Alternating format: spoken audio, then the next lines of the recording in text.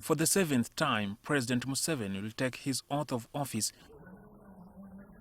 a ritual that literally lays the foundation for the establishment of a new government. Before he takes oath of office, there is a small window of several minutes when the president's office is officially vacant and the Chief Justice is presiding. When a term of presidence has expired, the constitution is clear that it expires at the same time as parliament. And because the president is the executive, that means even there is no vice president, that means that there is no speaker. So at that point, when the president is vacant and before the signing of oath, the Chief Justice is the head of government. During this time, the Electoral Commission is central in the implementation of the swearing-in formality, itself an outcome of January's elections. You do read out the results of the elections again, and you announce and introduce the winning candidate to the justice. And it's the Electoral Commission which has the mandate to do that.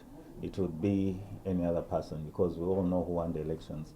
But issues of elections and results of elections, and for that matter, making a statement about the results of the election falls under the Electoral Commission.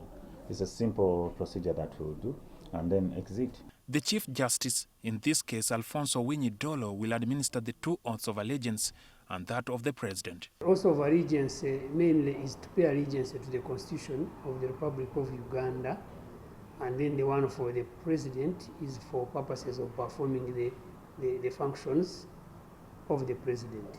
It is the 7th consecutive time President Yoweri Museveni will take the oaths, the first time being 1986, after his National Resistance Army rebel group captured state power. This interim period, when Uganda has no president, usually lasts a few minutes.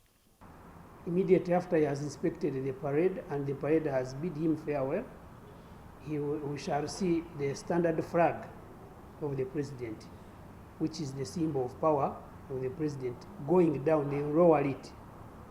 That will be a period where you will be saying that the President is now out of the power. George Musisi says the country cannot be governed without the swearing in those elected at the end of the previous term of office. Even if it's the same president who has been sworn in, this is deemed as a new term. The old term is supposed to expire, and if the oath is not taken at the time when it's set in the Constitution, it would mean that the office of the presidency is vacant. The sworn-in president is then handed the national flag, the presidential standard flag, presidential seal, the anthem, the coat of arms and the Constitution. These very items have been repeatedly given to Museveni at each of the swearing-in functions. At some point, there will be another instrument of power which will be handed over by the Chief of Defense Forces.